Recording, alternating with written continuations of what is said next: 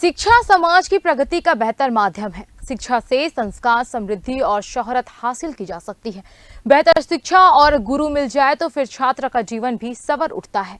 राजनांदगांव शहर में एक ऐसे ही सेवानिवृत्ति शिक्षिका है जिन्होंने अपने सेवानिवृत्ति के बाद भी शिक्षकीय कार्य को बरकरार रखा है। नई पीढ़ी के जीवन को संवरने अब वह ऐसे बच्चे को निःशुल्क ट्यूशन दे रही है जो ट्यूशन फीस का खर्चा नहीं उठा सकते।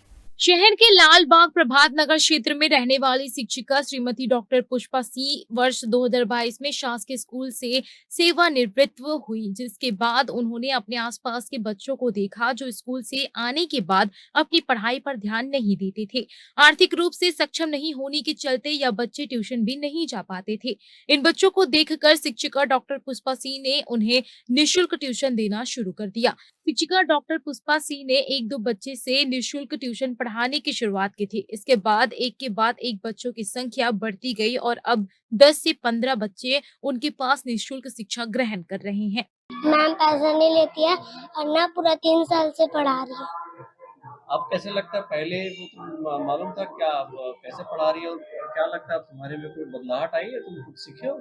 हाँ, हम लोग ना मैम ना ज्यादा गणित पढ़ाती है क्योंकि गणित में अब हम लोग होशियार हो गए। शिक्षिका डॉक्टर पुष्पा सिंह ने कहा है कि उन्होंने अपना पूरा जीवन अपने और अपने परिवार के लिए जिया है। मन में समाज के लिए कुछ बेहतर करने की सोच थी। आसपास के बच्चों को देखकर ऐसा लगा है कि इन्हें बेहतर शिक्षा की जरूरत है, लेकिन बच्चे ट्यूशन का फीस नहीं दे पाते थे। ऐसे में इन बच्चों से उन्होंने संपर्क किया और उन्हें निःशुल्क शिक्षा देने की पेशकश की, जिसके बाद बच्चे भी उत्साह से ट्यूशन पहुंचने लगे। इसलिए कि मुझे ऐसा लगा मैंने पूरा जीवन तो अपने लिए और अपने परिवार के लिए जो भी कुछ किया है अभी तक, मुझे लगता था मैं कुछ अलग कुछ कर सकूं समाज के लिए, किसी प्रकार से और कुछ तो नहीं कर सकती थी। मुझे ये लगा ये बच्चे मुझे नीडफुल लगे क्योंकि इनके घर का वातावरण ऐसा नहीं था कि इन्हें कोई भी पढ़ाई की तरफ इनका ध्यान देगा, और इन बच्चों में मुझे टैलेंट दिखाई दिया मुझे। तो जब मैं जॉब कर रही तभी ये बच्चे पूछते थे मुझसे कि मैडम आप मुझे पढ़ाएंगी क्या? तो मैं इन लोगों को बोला करती थी नहीं बेटा, जब मैं रिटायर हो जाऊंगी ना तब पढ़ाऊंगी, अभी तो मेरे पास समय नहीं है।